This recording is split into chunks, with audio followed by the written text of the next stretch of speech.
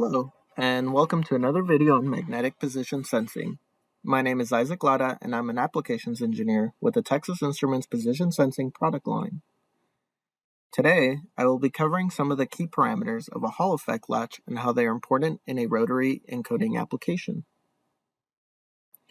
As a quick recap, Hall effect latches are a class of magnetic sensor that convert a magnetic flux density, commonly referred to as a B field, to a digital output, either 0 or 1. A Hall latch indicates its most recently measured magnetic flux density. The latch detects changes in the B field's polarity and will either toggle the output low or high when the B field meets the BOP or BRP sensitivity specification. The BOP and BRP of a Hall latch define the threshold at which the output will change. Rotary encoders are used to measure relative rotary movement. By using a Hall effect latch, we can detect a pole boundary transition of a ring magnet attached to a rotating object.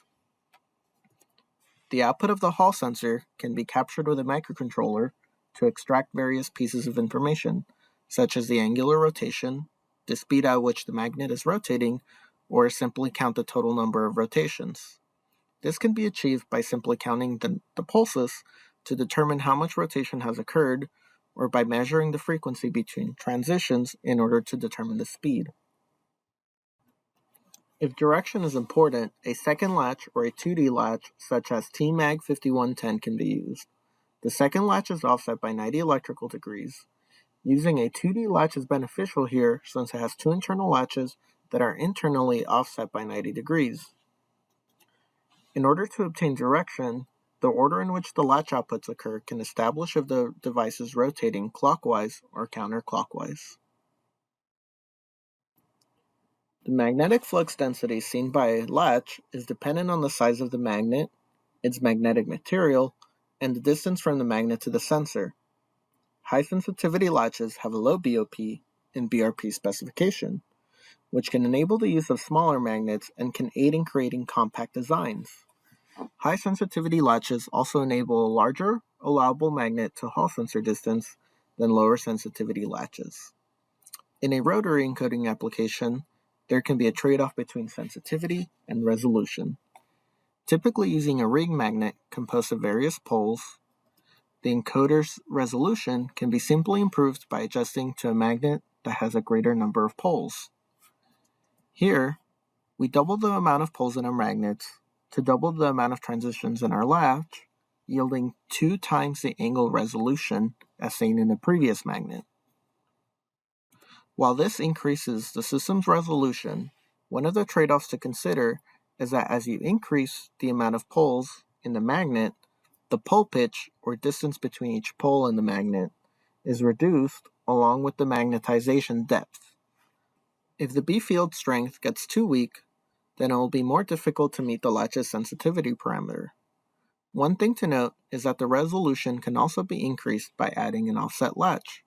This can increase the amount of output transitions, and the unique states created by the offset latch can be translated to a finer resolution of the position of the magnet throughout its rotation.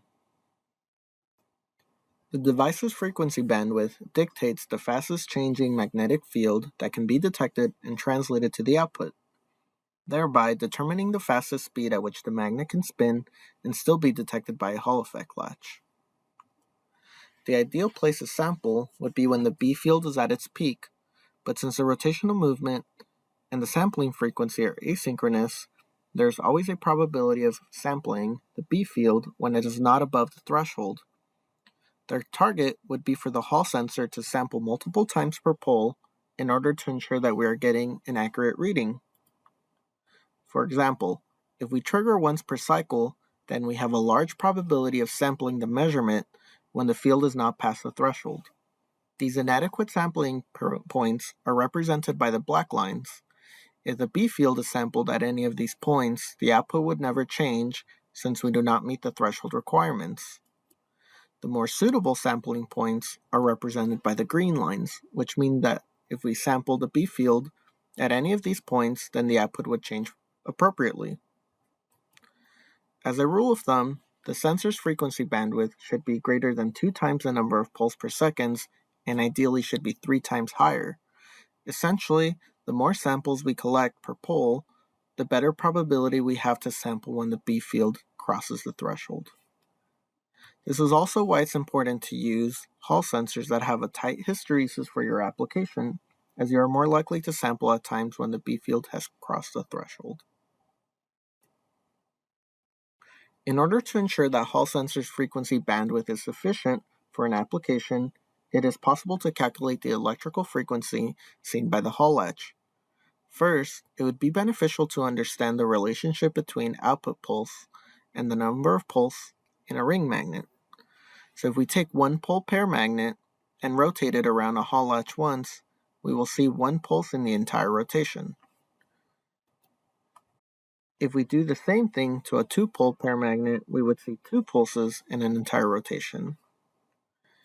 If we did the same thing with a 4-pole pair magnet, we would see 4 pulses.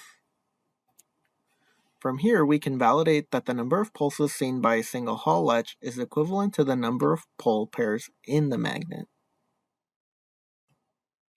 If we know the max number of revolutions per minute of the motor that the ring magnet will be attached to, it is simple to determine the electrical frequency output in hertz by using the following conversion, which can be simplified to the following formula. We can use this formula to discern if the Hall latch has the necessary frequency bandwidth to detect the motor's fastest speed. For example, in your application, you plan to have a 6-pole pair ring magnet around a motor shaft, and the motor will have a max speed of 6,000 RPM. Is DRV5013's frequency bandwidth of 30 kHz suitable for your application?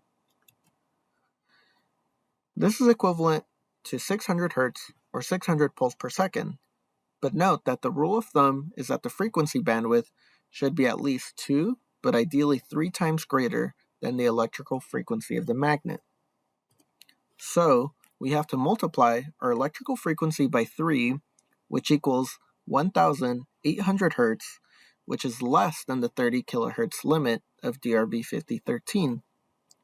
This indicates that DRV5013 is a good fit and can more than meet the speed requirements of this application. In speed calculation applications, the electrical frequency is obtained by connecting the Hall latch to a microcontroller. Once a microcontroller has computed the electrical frequency, we can easily calculate our device's speed in RPM by using this formula. Frequency bandwidth and current consumption can work hand in hand. Some low-power Hall devices can generally have low frequency bandwidth because they typically contain an integrated oscillator that automatically puts the IC to sleep.